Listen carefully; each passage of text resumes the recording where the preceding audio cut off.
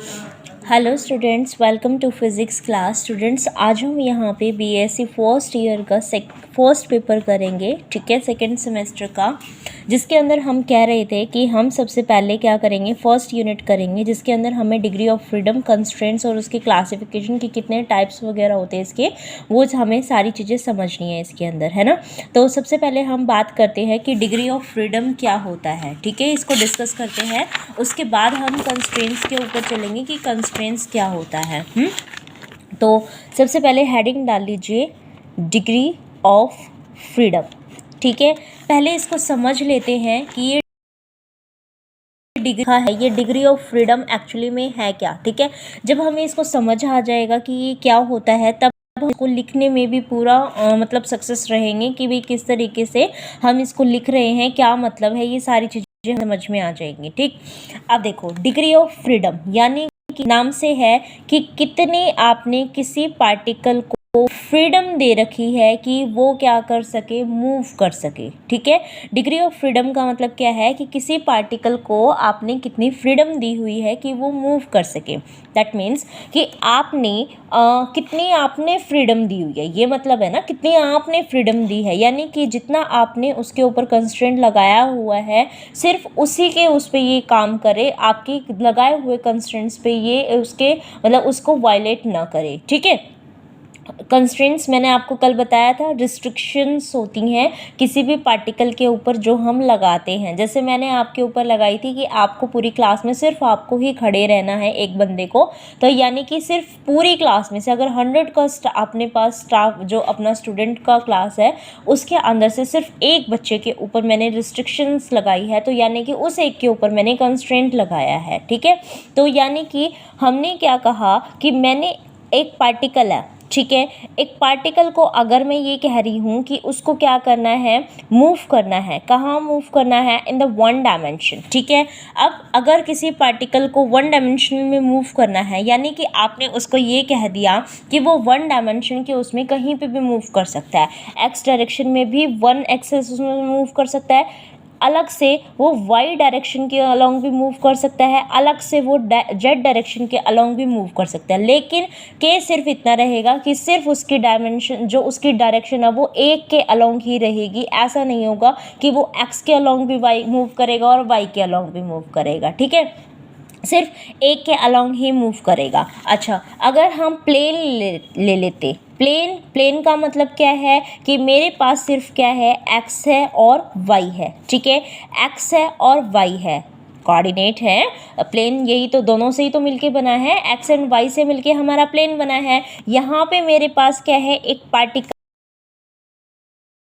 को छोड़ दिया, अगर प्लेन में इस पार्टिकल को छोड़ दिया, इसका मतलब क्या है कि ये पार्टिकल दोनों कोऑर्डिनेट लेके रख सकता है, एक्स के भी और वाई के भी। मीन्स ये एक्स के अलोंग भी मूव कर सकता है और ये वाई के अलोंग भी कर सकता है, मूव कर सकता है इजीली, एक्स के अलोंग भी मूव कर सकता है एंड वाई के अलोंग भी मूव कर सकता है। इसका मतलब क्या हुआ कि इसको मैंने रिस्ट्रिक्ट कर दिया अगर किसी भी पार्टिकल को कि वो प्लेन में मूव करेगा, तो उसके पास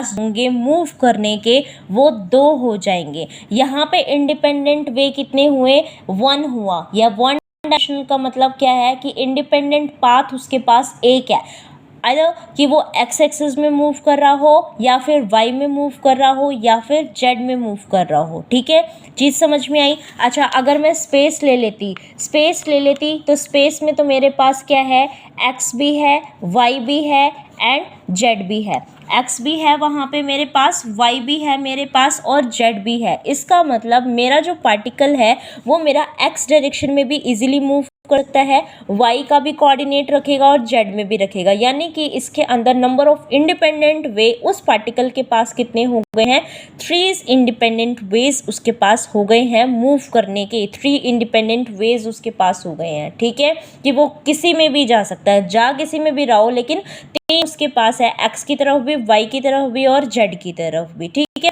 तो आपको इस तीनों जो मैंने आपको समझाया है, इससे समझ के आया है, इससे आपको ये समझ में आया है कि किसी भी पार्टिकल को या सिस्टम को आप कितने नंबर ऑफ इंडिपेंडेंट वे के अंदर मूव करवा सकते हो, ताकि हमने जो उसके ऊपर कंस्ट्रेंट्स लगाई थी वो वायलेट ना हो। तो उसको हम क्या बोलते हैं, इस चीज़ को हम क्या बोलते हैं, number of degree of freedom of the system बोलेंगे। क्लियर है? तो इसकी दो डेफिनेशन बताऊंगी, दोनों में से जो भी आपको इजी लगे आप लिख लीजिएगा, ठीक है। तो फर्स्ट डेफिनेशन इसकी आप लिखिए, या पेपर में आप दोनों ही लिख के आ सकते हैं, कोई दिक्कत की बात नहीं है, दोनों में से कोई भी लिख के आ जाइएगा, ठीक है। The number of independent ways in which a mechanical system can move without violating any constraint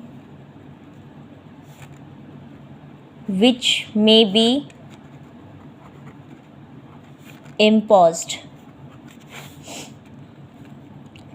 is called number of degree of freedom, ठीक है। या फिर हम इसके अंदर क्या कह सकते हैं, सेकंड डेफिनेशन इसके अंदर बोल सकते हैं, the number of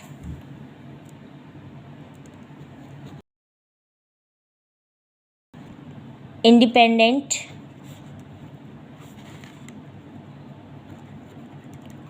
coordinates required to completely specify the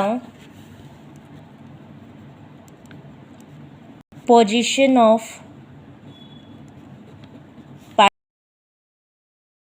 gives the degree of freedom of particle, ठीक है। समझ में आ गई आपको दो डेफिनेशंस, ठीक है। अब इसका हम जो अभी मैंने आपको बताया था कि किस तरीके से हमें कितने, जैसे इसके लिए हमने स्पेस लिया, अगर मैं किसी पार्टिकल को रिस्ट्रिक्ट कर रही हूँ कि वो स्पेस में मूव करेगा, that means we restrict that particle to only move in the 3 dimensions, ठीक है। It has only 3 independent ways, that means its degree of freedom is 3, ठीक है। For the plane the particle has how much degree of freedom, it's 2 degree of freedom, ठीक है।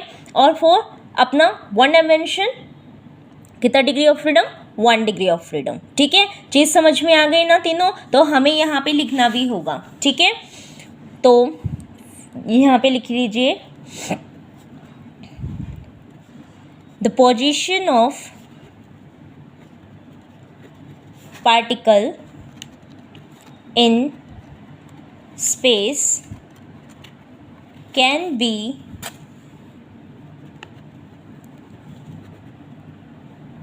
specified by 3 coordinates x, y, z, ठीक है, in Cartesian coordinate system and r, theta and phi in spherical polar coordinate system.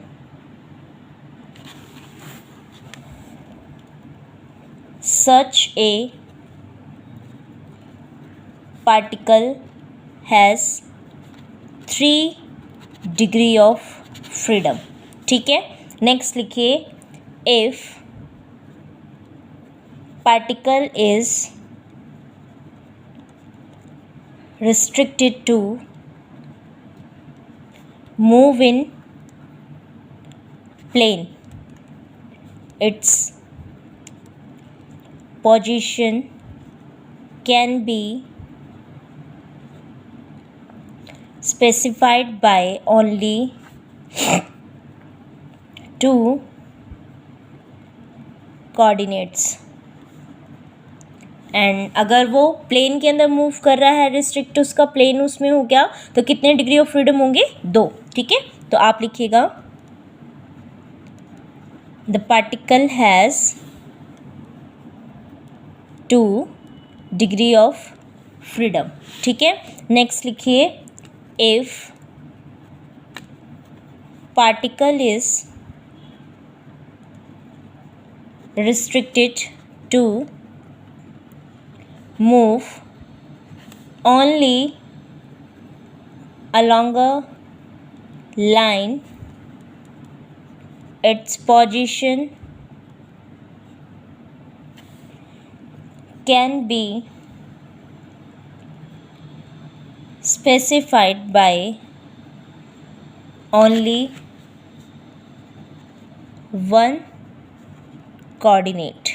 That means इसका degree of freedom कितना हो गया? 1। ठीक है, ये सारी चीज़ समझ में आ गई। नेक्स्ट अब अगर हम उसके ऊपर कुछ भी कंस्ट्रेंट लगाते हैं नंबर, तो उसको हम number of degree of freedom के अकॉर्डिंग किस तरीके से एक्सप्लेन कर सकते हैं वो भी लिख लीजिए। ठीक है, तो आप लिख लीजिए इफ या in the system of an particle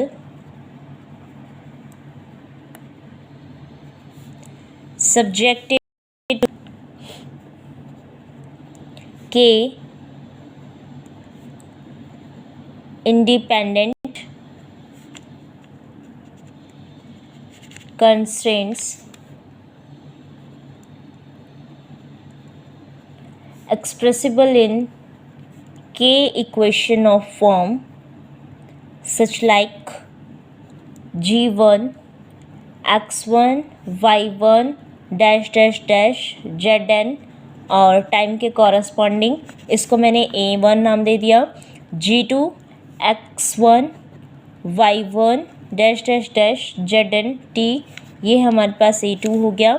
इस तरीके से हम g के x1 y1 dash dash dash zn t ये हमारे पास ए के हो गया। ठीक है, तो यानी कि आपने यहाँ पे क्या बोला है कि ये जो g1 g2 g3 से लेके g के तक के है ये हमारे क्या है के स्पेसिफाइड फंक्शंस हैं और हम इसको 3 कोऑर्डिनेट्स की फॉर्म में बोल रहे हैं। ठीक है, एंड पॉसिबिलिटी ऑफ टाइम के उसमें, यानी कि हम इसके ऊपर क्या लगा रहे हैं, टाइम की क्या लगा रहे हैं, कंस्ट्रेंट लगा रहे हैं। ठीक है, और अगर आप इसको यहाँ पे 3 डायमेंशन की फॉर्म में बता रहे हो और के फॉर्म उसके ऊपर आप इक्वेशन के इंडिपेंडेंट वे लगा रहे हो, तो जो डिग्री ऑफ फ्रीडम है केथ उसकी उस टाइम पे इसको किस तरीके से एक्सप्रेस कर सकते हैं वो लिख लीजिए कि अगर इस फॉर्म के अंदर हमारे पास है यानी कि 3 डायमेंशंस के अंदर है और साथ में के पोजीशन के ऊपर है, तो डिग्री ऑफ फ्रीडम किस तरीके से एक्सप्रेस होगी। तो जो फॉर्मूला बनेगा आपका,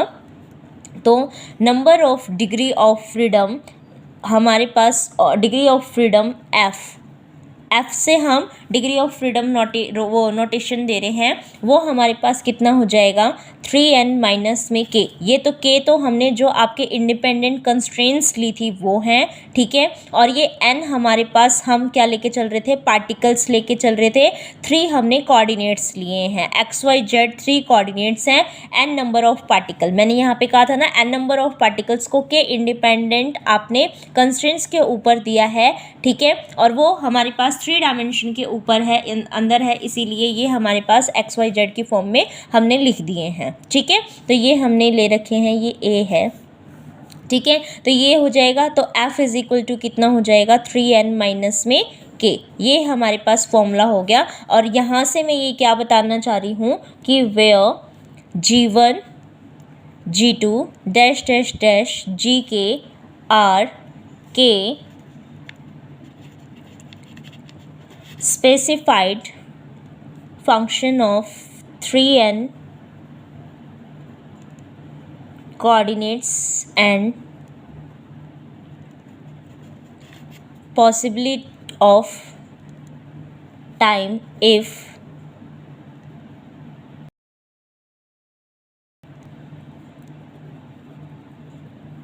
डिपेंड ऑन टाइम एक्सप्लिसिटली। ठीक है, तो यहाँ पे हम क्या कर सकते हैं, इसको पूरा हमारा ये हो गया है। एक्चुअली में जो आपका डिग्री ऑफ फ्रीडम का टॉपिक आता है वो हमारा 3 मार्क्स का आता है। ठीक है, तो 3 मार्क्स के अंदर ये आपका सफिशिएंट है, तो आप इतना ही इसको करके आएंगे, ना इससे कम करके आएंगे ना इससे ज़्यादा रहता है। ठीक है, तो डिग्री ऑफ फ्रीडम मैंने मार्क्स भी बताया है कि डिग्री ऑफ फ्रीडम आपका 3 मार्क्स तक का हमारा क्वेश्चन जो है वो इतने मार्क्स कैरी करता है, तो यानी कि 3 मार्क्स तक का पूछा जा सकता है। अगर 8 का है, 5 मार्क्स का क्वेश्चन आपका बहुत ज़्यादा पॉसिबल है कि वो हमारा कंस्ट्रेंट से रहता है, और 3 मार्क्स का क्वेश्चन इसका डिग्री ऑफ फ्रीडम से रहता है। ठीक है, तो इसके बाद जो हमारा कल का नेक्स्ट टॉपिक रहेगा वो हमारा कंस्ट्रेंट्स और उसकी क्लासिफिकेशन रहेगी। ठीक है, तो आप बने रहिएगा ताकि हमारी जल्दी से यूनिट भी कंप्लीट हो जाए। ठीक है, thank you for watching this video and keep sharing with your friends. Thank you.